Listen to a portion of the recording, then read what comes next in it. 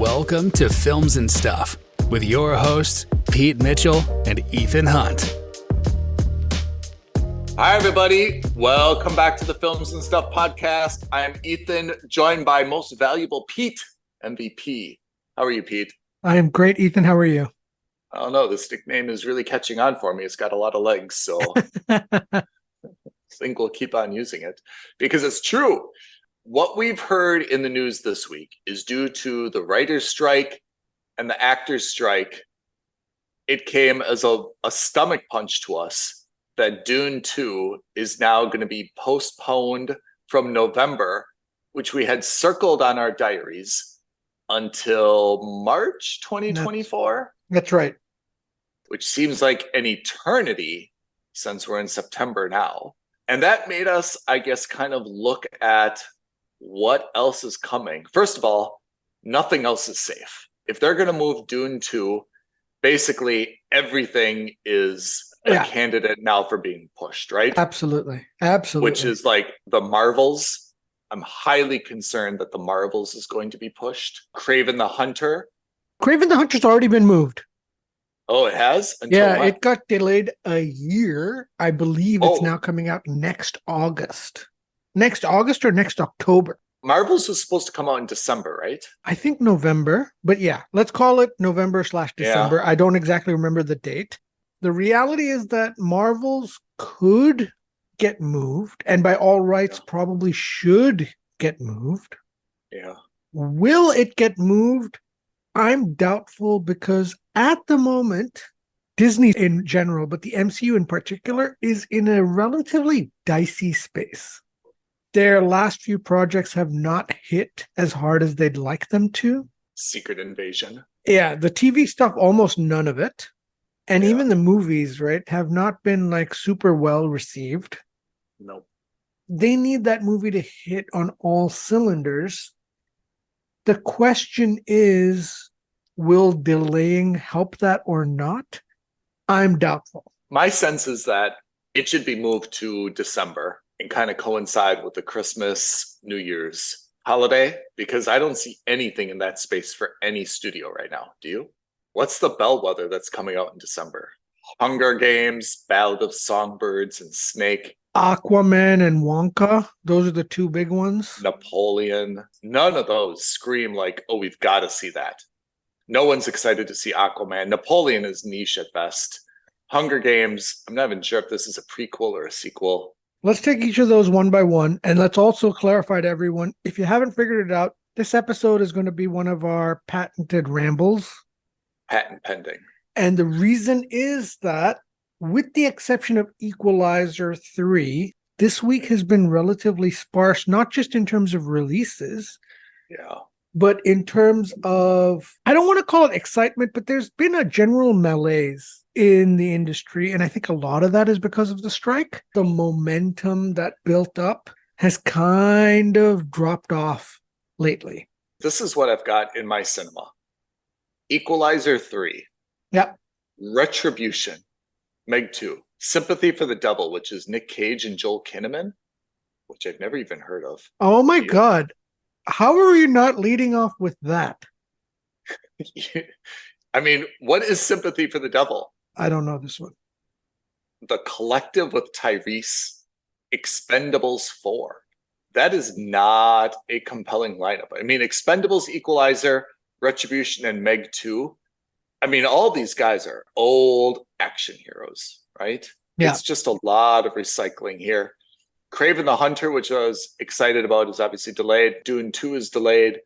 The Marvels, still not even close to coming out yet. I agree with you that there is a lot of malaise of what's at the box office right now, kind of because television has improved, but also just because there's been an absence of big ideas apart from Marvel and DC, right? Let's talk about what's coming out. So Aquaman, not impressed, especially with the lack of success for Blue Beetle. Oh, don't get me started. The DCEU is going to end with a whimper instead of a bang. Yeah. And then we'll see how James Gunn, if and how James Gunn is able to salvage the DC universe now. What was the other one you talked about? Napoleon. Maestro's also coming out, which I am interested in. So Napoleon, I was not super bothered with Napoleon until we saw Oppenheimer. And the reason is that I hesitate to use the term superhero fatigue because it gets thrown around like crazy. I think the fatigue that the audience has is just bad movies. I think superhero movies are now a part of a proper genre. If the movie is good, it's irrelevant if it's a superhero movie or not. I don't think that all superhero movies, whether they're good or not, are suffering at the box office. That's why I think, when people say, oh, well, Blue Beetle is just the latest victim of superhero fatigue, I don't think so. I think it was just a bad movie. It's a terrible movie. Yeah. I have high hopes for Napoleon. I think that's going to do Really? much better than I expected. I have no interest. I had absolutely no interest. But then with the success of Oppenheimer, with how good Oppenheimer was, I really think now there is potential for Napoleon. The same goes for Maestro, the Bradley Cooper movie. Yeah. As a biopic, Leonard Bernstein is someone who I know of but have no particular interest in one way or another. That could be interesting. And besides that, it's kind of a dull movie season. Yep. Though, to be fair and put it in perspective, the autumn period, back to school time, is always a little bit light. There's the summer blockbusters when all the kids are out of school, when everyone needs to go into the air conditioning, it's too hot to be outside all day. And then, of course, in the autumn time, kids are back in school. Everyone's kind of like ramping up in work and professional life. Generally, September, October are quiet times for films. And that's why there's always been like one or two diamonds in the rough, because someone's always said, this is an incredible film. It's a little bit niche. It's based on storytelling and not a lot of, big bang. And this is our period, to get noticed when we don't have so much kind of like blockbuster mainstream studio competition. We're not really seeing that though, right? Instead, we're getting the same old kind of like recycled Equalizer 3, Retribution. Retribution is just another Liam Neeson, daughter kidnapped, whatever story. Of course. Meg 2, right? I mean, Expendables 4. I mean, I saw the Meg 2, by the way. Tell me about it. Recap it. Hold on. The original Meg, which is a real thing, that happened because there was some type of earthquake and the ocean floor opened up. Is that right? Something like that. And there was like a thermal layer that separated the prehistoric time ocean to the modern day ocean. Did they end up killing that Meg? Honestly, I don't even remember because I saw the Meg 2 and they were like, well, we've got a Meg and she's our pet now. Tell me about the plot of Meg 2. Oh, it's so terrible. I mean, I watched it only because of the Films and Stuff podcast. Look at that's why you're MVP. That's why you're MVP. Watching Meg 2 just because of Films and Stuff. It was awful. I mean, like really bad. So the premise is now Jason Statham is like an eco warrior, Greenpeace with guns. He's working for this foundation with a billionaire who's trying to help save the ocean and prevent like dumping and all that. But of course, lo and behold, we learn that the billionaire is actually a bad guy who's trying to exploit the ocean and get rare earth minerals from the bottom of the seabed. Okay. And because no one has gone down below that thermal layer into the prehistoric ocean, like it's rife with like all these rare earth minerals. Fun. That's a secret substation there. And like she's got boxes and boxes and cartons with rare earth minerals worth billions of dollars down there. But she has to hide it from her own like do-good operation. They find it, and then it becomes like, well, we have to kill Jason Statham and his team because they found our secret operations. Okay. It's like an espionage story between themselves, and they've got megalodons. And instead of just the megalodons, there's also a kraken. Like there's this giant octopus there. Oh, yeah, it's just. And then they find out that there's a hole in that thermal layer of water. Megs and other creatures can go up into the regular ocean now. Okay. And they start attacking this like seaside resort. And then Jason Statham with a jet ski and 3 explosive harpoons kills 2 Megs. Oh, It's just insane. It's just insanity for the sake of insanity. I mean, like really awful, awful, awful, awful. I guess that's a skip. Oh, yeah. It's I would have told you about it, but I didn't even want to bother. Yeah, you didn't even tell bad. me. That's how bad it was. Should we continue talking about what's in cinema, or should we transition to, if we can't find anything good in the cinemas, what should we be watching on TV, or what are we watching on TV? The last thing I'll just say about the cinema, I don't know if you saw it. It was out, I think, earlier, but it just became available to me. Kandahar. I don't know if you saw that or not. Oh, I did not see it. I saw The Covenant. You're absolutely right, because it's a similar premise. It's about rescuing a guy and getting him out of the Middle East. Yeah. Kandahar is Gerard Butler, right? Yeah, it's the Gerard Butler one, where he's an MI6 agent whose identity gets leaked to the terrorists. He was on loan to the CIA for a mission, and they have to kind of extract him and do whatever they can to extract him. It's fine. For me, it was a skip as well. I think it was a skip or maybe a mooch. Not worth your time. Covenant was far better. Filmed entirely in Saudi Arabia. Yes, that's right. It was one of the first few movies to do that. That's exactly right. Yeah. I have to say, Gerard Butler, I really admire him for someone who seems to never shave, comb his hair, do anything even remotely healthy. And he has that role locked up, right? Yeah. He's built that niche for himself where, he's like that slovenly, slobbish guy who's actually very good at his job, whatever that job is. Yeah, totally right. Always has like a daughter or a divorce or something else, right? Which, again, he had in this movie where he's got a rocky marriage, but he has to make it back to London in time for her graduation. Hard to believe he was in 300. I should really watch 300 again. Yeah, 300 was peak Gerard Butler. I think that was the one where everyone was like, oh, who is this guy? Yeah. So that's the last thing you want to mention was Kandahar in cinemas. If there's nothing good in cinemas, we're being forced to television, to streaming then, right? It's now the autumn season. So, the television series that we all know and love are starting to get back into gear. So, of course, Billions has restarted, a few other TV shows. I expect the last season of Yellowstone will kick off soon. Oh, yeah. That Taylor kind Sheridan of thing. Universe. Yeah. Let me go through a few things that I'm kind of watching. Yeah. You go through a few things you're watching, and let's see where we come out. Okay. Disney Plus, Ahsoka. Yeah. I am on the fence on the show at the moment. I don't want to call it a must subscribe, but at the same time, I don't know if it's a mooch either. It's definitely not a skip. But I don't know how good it's going to be. I think it's going to be one of those ones where we have to watch the entire series to decide. I agree. I mean, I definitely would not say, if I was just recommending it to a friend, I would not say that it's a must subscribe. I think we should really take our hat off to Disney, though. Disney has done a really good pivot.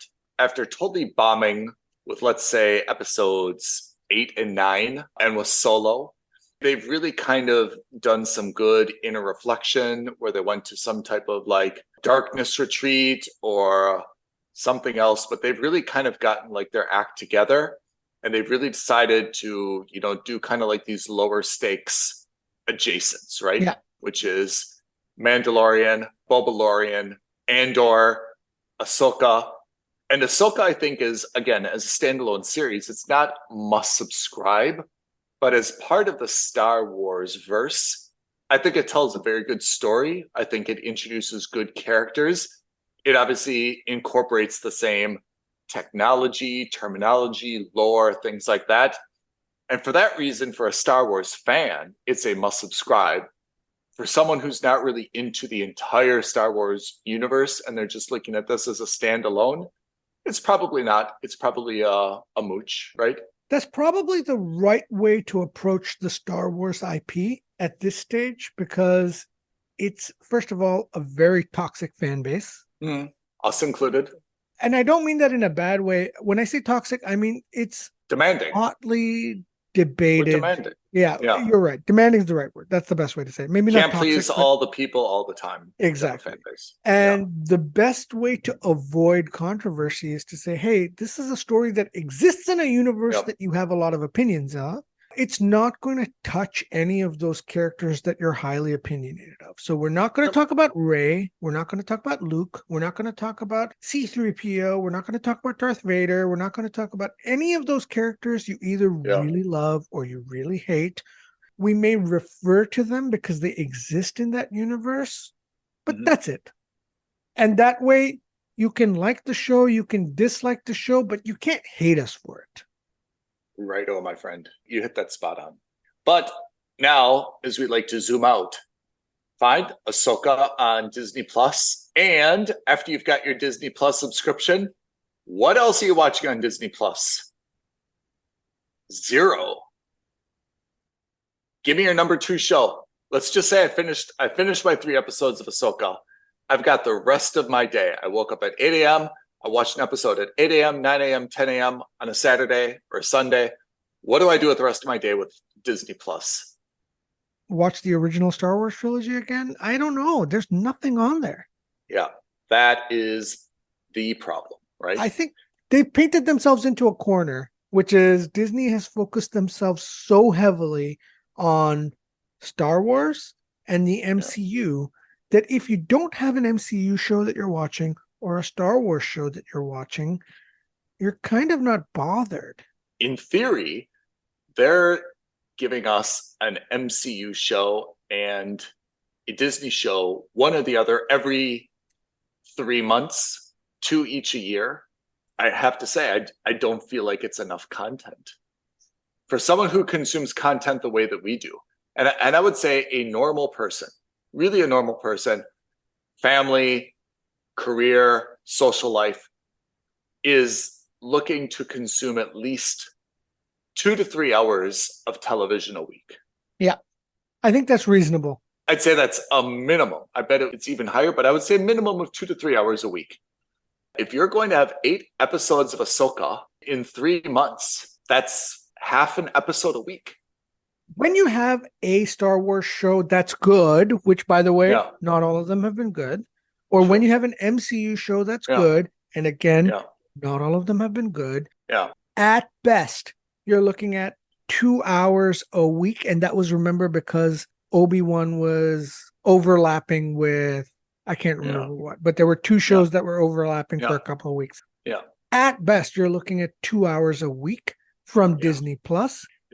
And then you've got for 4 to 6 weeks, maybe for 10 weeks, you've got a hiatus. There's no reason for you to go back to Disney Plus. I would say at a minimum, what you would need to do, if you're going to have 8 episodes of Ahsoka or 10, as soon as that ends and kind of a little bit of overlap or maybe a week off, you've got to right away come back with an MCU show. And you've got to be advertising an MCU show heavily the last few weeks of Ahsoka. And then again, it should start immediately and lead into that one, and it should be nonstop. But the problem is because shows or seasons now are only 8, maximum 10 episodes, but 8 is becoming the norm. When you're only getting 8 to 10 episodes, that's less than every 3 months. They're just not turning these out fast enough. And again, I would say like it's really hard to subscribe to something when you're only getting 1 hour of content a week, sometimes less. I'll go one step further and say that I would almost be okay with that if every one of those shows were as good quality as Andor or like the first season of Mandalorian, for example. Yeah. But the problem is the shows have been so hit or miss. I mean, so incredibly hit or miss. I'm looking at the slate of the shows that we were excited for, or not excited for, but that we were on the lookout for. Yeah. I'm going to give you the list. You tell me which of these shows are the ones that you desperately want to see. Okay? Okay. Oh, I love this game. Agatha, Coven of Chaos, The Acolyte, Ironheart, Echo, Loki Season 2, Okay, What If Season 2, Andor Season 2, which, by the way, I don't think is coming out this year, and then X-Men 97. So yeah, X-Men, Andor, Loki. The others, to be honest, I don't even know what they are. Yeah. So first of all, X-Men 97 animated show. So I don't even think you're going to stick around for that. Nope. So it's really just out of this entire list right now, it's just Andor and Loki. Andor, again, they're filming now. I don't think it's going to come out in 2023. I think it's going to be a 2024 show. Loki is meant to come out, question mark. I don't remember when. I think October. Fine. We're the first week of September now. You're telling me I have to wait at least 4 weeks, if not 6 weeks to get to Loki?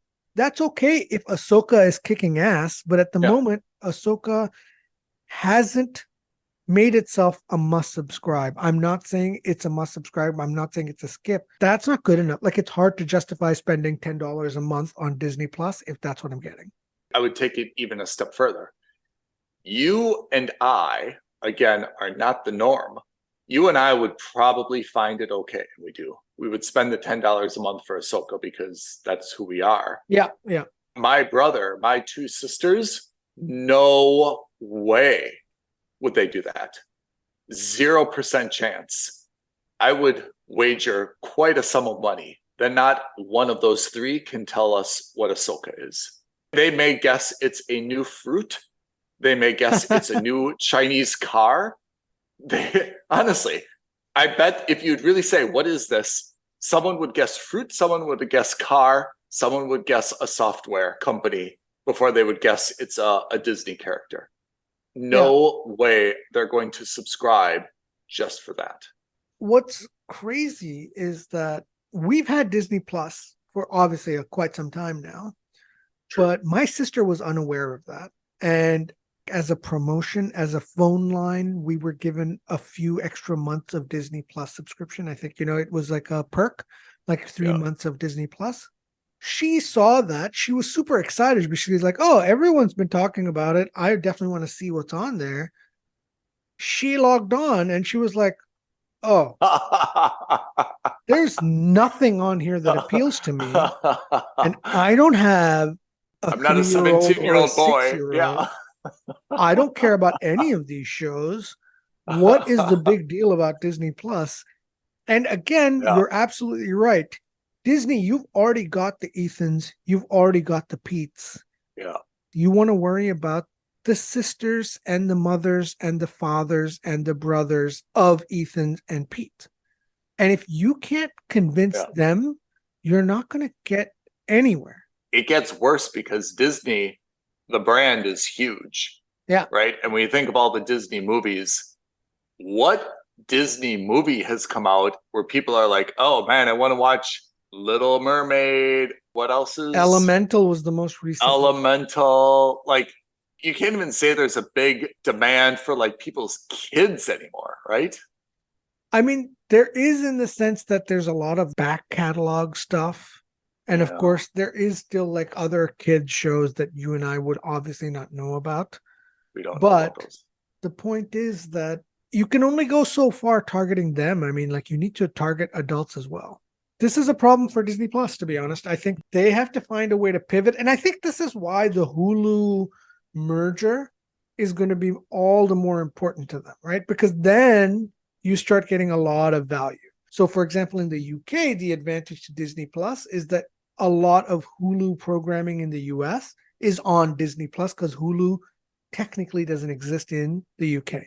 Had my sister been more vigilant, she would have seen shows like The Bear, shows which will definitely appeal to her. But again, because the Disney marketing machine is so focused on Star Wars and MCU, she spent all of 5 minutes on the app, couldn't be bothered, and moved on. Let's now do this. We've established Disney Plus, not really compelling, but you've got to subscribe to something. How does Amazon Prime sound to you? Fine, I guess. I don't know. I mean, I'm looking at the list of shows.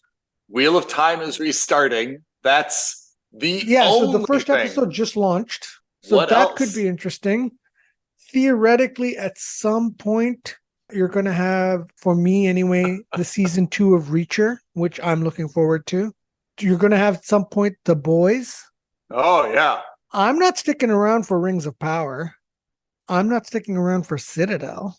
We will, but No. but not with enthusiasm. If you're an independent subscriber, I agree. You're not sticking around for those two. Yeah. That's what I mean. I'm not looking at this as the lens of Pete and Ethan. I'm looking at this as the lens of Ethan's brother, Ethan's sister, Pete's sister, or forget about it. Our neighbors, our friends, right? Our common friends. We can name 2 or 3 of our friends in Dubai, in London. We can. We know them well enough to know that they're not going to sit. They're not subscribing to Amazon for any of these shows, with the exception of maybe The Boys. For me, The Boys is even more niche because that is only appealing to superhero fans, and based on the graphicness of it, it's only appealing to kind of more mature, or maybe I should say intermediately mature. Yeah, right. Absolutely. My dad, first of all, who's not a superhero fan, he may watch Avengers.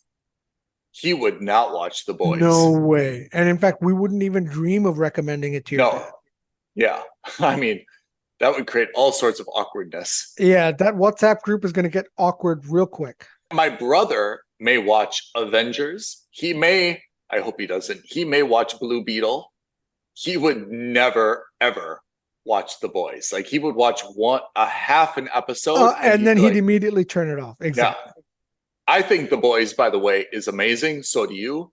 And I'm sure that someone can say that there's some psychological assessment that can be done on that. But that show definitely does not appeal to everybody, even though it's fantastic. Yeah. Again, that is not an indictment on your brother or to those people, but we recognize it's highly niche. It's highly niche in the sense that it is an indictment. Even within superhero fans, there's a limit as to how much gore and blood you want to see on screen. You need a certain personality and sense of humor to get through that show. Yeah. The fact that we have it, we'll withhold judgment what that means, but we have it. Yeah. That's Amazon Prime. How about Apple TV Plus? Foundation is back. So Foundation is back. I think it's almost done. There's like maybe one or two more. You're not watching it though yet, right? I'm not. I'm waiting for the 9th episode, and then I'll watch them all and then finish off the 10th with a bang. You and I need to really then have like a deep chat about that. I loved the first season of Foundation. I just thought it was fantastic. The second season, I won't give spoilers, and I know this is still going to be a spoiler, but for whatever reason, the second season is not blowing my mind as much. Look, I haven't seen any of it. I've seen the trailer. Yeah. I got the feeling that they did what all studios end up doing with sequels, which is they put more money into it and they focused on it being a little bit more action-y. That's my impression based on the trailer. I have no idea if that's the case or not. I think the first one was a little bit more focused on the sci-fi and the mystery of it all. Mm-hmm. I think the second one seems to be a little bit more cut and dry. Still sci-fi, but a lot more shooting, a lot more running and chasing. But that's to be determined. I don't want to say that's true or not true. I guess anyone could view it differently, but the best part of the show should be the political intrigue. Oh, yeah. It's the politics with a sci-fi background that makes the show go. What else is on Apple TV Plus? You could say Invasion, now season 2. What do you think of that? So I saw the first episode, and again, the problem with these shows, and I'm finding this to be true more and more for Apple TV programs. Yeah. If I just watch one episode, I don't find myself to be compelled. I saw the first episode and I was, for whatever reason, not super compelled. I find that it takes at least a couple episodes for me to kind of get into it. I saw the first episode. I was like, you know what? I'm going to hold off. I'm going to wait for 4 or 5 more to drop, and then I'll start watching it again. What did we think of season 1 of Invasion? I thought it was a mixed bag where we kind of liked the first few episodes, which was very action based and like really an invasion based. And then we didn't kind of like where it went. And I thought that it ended in a place where I wasn't like really, I can't really remember how season 1 ended, but I remember that I didn't feel like, oh man, I can't wait until season 2. I felt like, okay, like the story's done as far as I'm concerned, you know? And then I watched the first episode of season 2, and I think there's more than one episode out, right? I haven't felt I haven't watched it. Yeah, I think they're 3 episodes in, or I think it's been 3 weeks. I'm not Yeah. sure. The problem I had with the first season was too many stories from different people's perspectives. And the problem was 2 of those stories were just not interesting to me. I didn't really care about that little boy and 100%. the generic Arab / Middle Eastern family. That didn't, like, Oh, I yeah. wasn't super fussed with her either. I really was keen on the Japanese story. Oh, really? That was the one that Oh. was the most interesting to me because they were the ones who were actually interacting with the satellites, with the aliens. They were trying to Yeah. do stuff. That was the only one that was kind of interesting to me. And we didn't get to see too much of that. I'm reserving judgment. I thought it was fine, but I didn't think it was great. Yeah. Although it got good enough to get renewed for a second season. Look, I mean, we vote with our remote control, Yeah. so to speak. There's now 3 episodes you're saying of season 2 out. I've watched 1. The fact that I haven't watched 2 or 3 is the vote. It's just that simple. The same thing as I said with Crowded Room. I once, for our other streamer skip segment, I watched The Crowded Room. I watched 3 episodes. I said it's a mooch. It's definitely very decent. I haven't gone back to it yet. And more than our rating system, more than any words or anything else, that's the verdict, right? Yeah. The question is, will you ever go back to it? If it's a no, it's a skip. If it's a yes, it's a mooch at best. If it's a I can't wait, then you understand that that's potentially a must subscribe. So you know what? That's a very good system, because by that, I will never go back to Crowded Room. I will never say anything bad about it, but I know unless I'm really, really desperate at 3 a.m. and I cannot find anything else, I will not go back to Crowded Room. Yeah. That makes it kind of a skip. Invasion, I might 50-50 go back, but absolutely, I'm not bothered if I go back tonight or in 3 weeks. Ahsoka, I'm definitely going to go back. Foundation, I'm definitely going to go back. Lioness, which we have to talk about on Paramount Plus, I will definitely go back for the season finale. Yeah, finale is this weekend. So so let's watch the finale and then let's talk about that next week. But that's in the category where I will absolutely watch that as soon as it comes out. And again, that's if you're voting, that's the voting, right?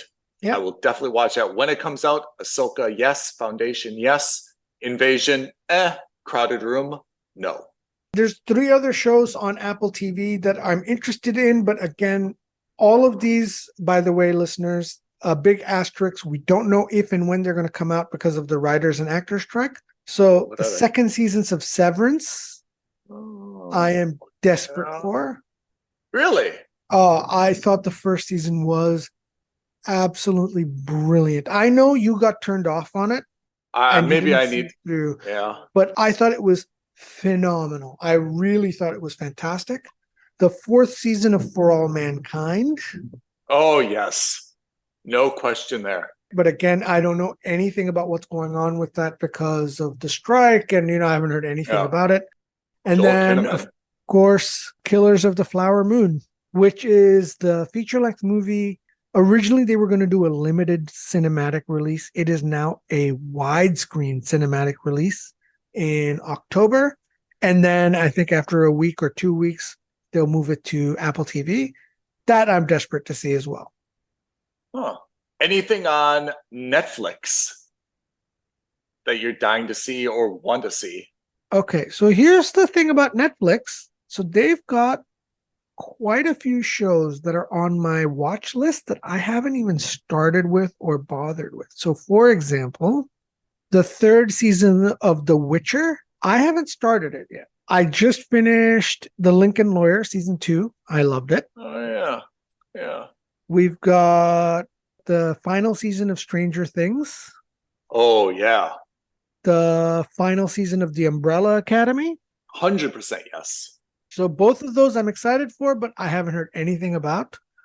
So that's to be determined. And those are the only ones that stand out. Now, there's still quite a few shows, obviously, on our list. I mean, I really like Somebody Feed Phil. I don't know what's going on with that.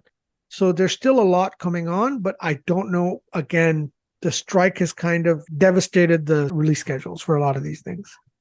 Have you seen advertised on Netflix, Who is Aaron Carter?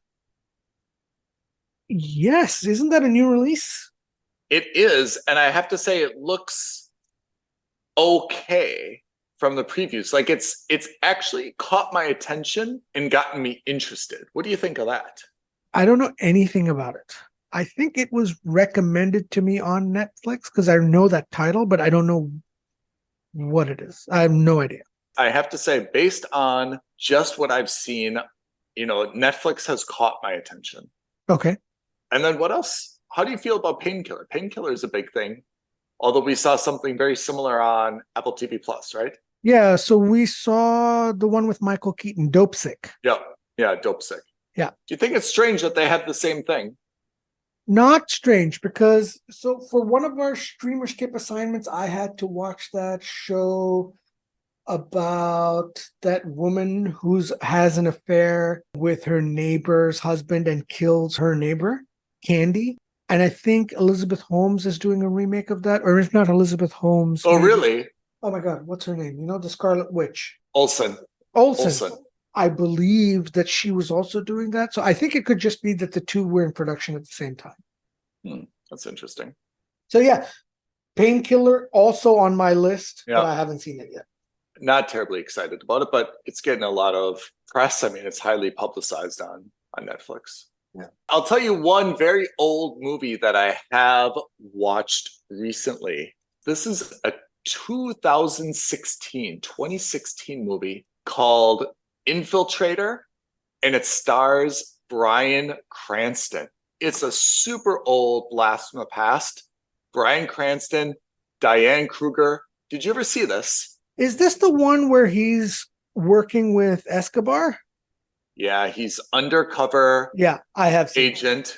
He goes undercover with Diane Kruger posing as his fiance, and he is like a Miami businessman, but he offers to launder money for the cartel. Yeah, but he's actually an agent for some. Yeah, he's actually. Agency, right? I don't know if it's DEA or FBI, but yes, he's actually an undercover agent. I have seen. And then they have a wedding, and they invite everybody. And they do the bust actually at the wedding. And he's already married, and there was a lot of tension there. Yeah. I have seen this. Yeah. And it's based on a true story. The reason I watched it is there was a bank called BCCI. Yeah. Which at the time, this took place, I guess, in the late 90s, early 90s. At the time, BCCI was the 7th largest private bank in the world. Yeah, that's right. And they actually served as the central bank to a lot of countries, particularly in the Middle East. I think they were originally Pakistani, but they had huge presences in a lot of developing countries.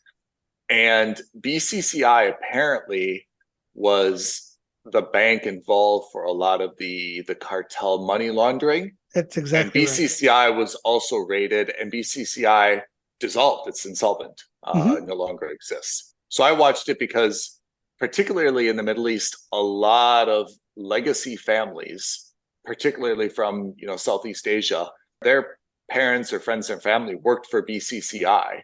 So BCCI still has like a pretty big brand recognition. In the US, it was kind of nothing, but in the Middle East and Southeast Asia, it was really a big deal. It was, bigger than Goldman Sachs, in Pakistan, probably India, definitely UAE, other places. That obviously had a huge impact, but apparently BCCI had the accounts for Escobar and a lot of other cartel members.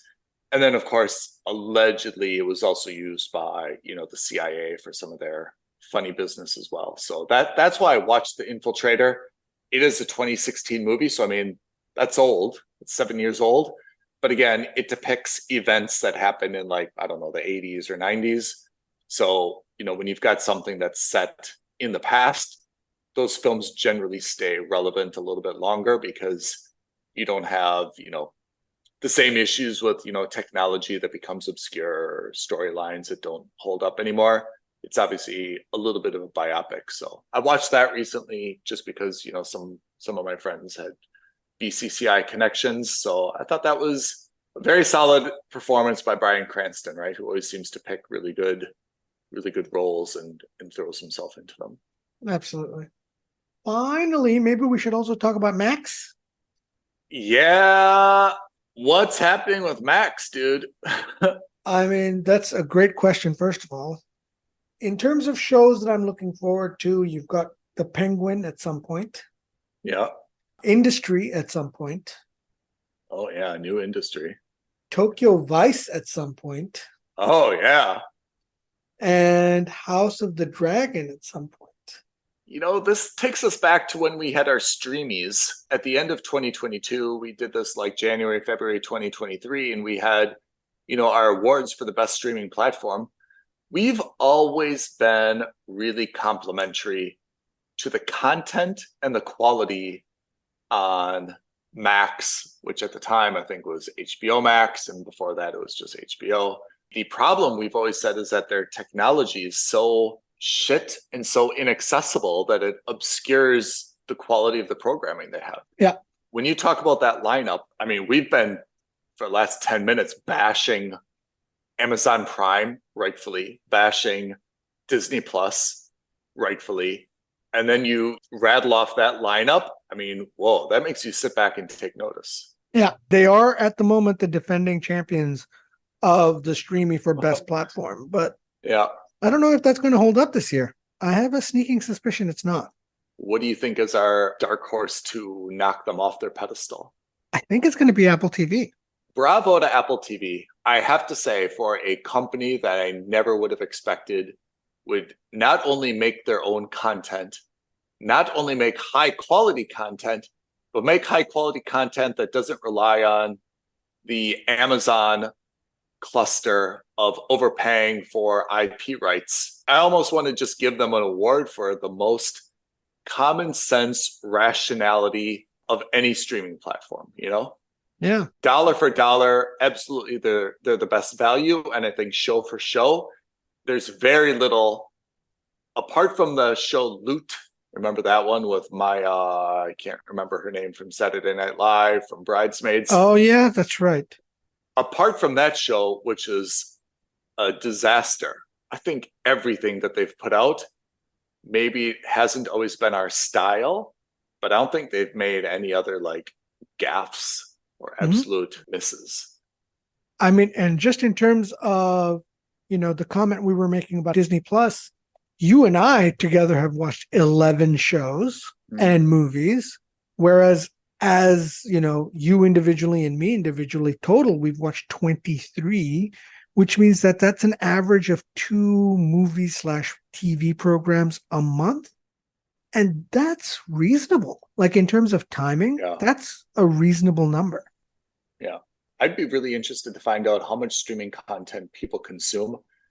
But I mean, there's a lot of other things competing for entertainment attention, but yeah, I'd really be surprised if the average was below 2.5 hours, 2 to 3 episodes. If they're 30-minute episodes, maybe if we do it by episodes, I would imagine the average is 3 episodes a week that a person watches. Yeah. Like that's not a shocking number to me. Some watch 6, some watch 1, but I'd be really surprised if the average was dramatically lower than 3. Yeah. Well, I guess I'm looking forward to a lot of these things that we've talked about. I mean, individually, it's really hard platform by platform, but when you look at collectively, all the platforms that we subscribe to, and we're definitely outliers because between us, we've got everything, including Paramount Plus and all the other stuff. There's some pretty good things coming up. The other wrinkle that we should mention is, it's kind of autumn sports season in the US. And in the UK, I guess in Europe, like British football is the football season just kicked off. Yeah. So I mean, that's also a time when people have something else to focus on. Another reason why there's not a lot of big releases in cinemas, because people generally have other football matches and stuff that they want to watch. So that's another attention grabber for people's time, and let's see how that plays out as well. But definitely, this is a time when cinemas are pretty light in terms of their content. Maybe professional sports will fill that void. Otherwise, it's left to streaming to do it. Okay, my friend, I'm looking forward to some of these things. Indeed, as am I actually. Well, look, let's see. I think right now it's getting to the point now where we're starting to see real world effects of the 2 strikes. Yeah. That's going to have a knock-on effect, I think, for the next 6 to 12 months, and maybe even more, depending on if and when this strike gets resolved. Fingers crossed that the three sides are able to meet and figure it out. Do it for us. Think of your good friends, Ethan and Pete, at Films and Stuff. Why would you delay Dune? Not nice.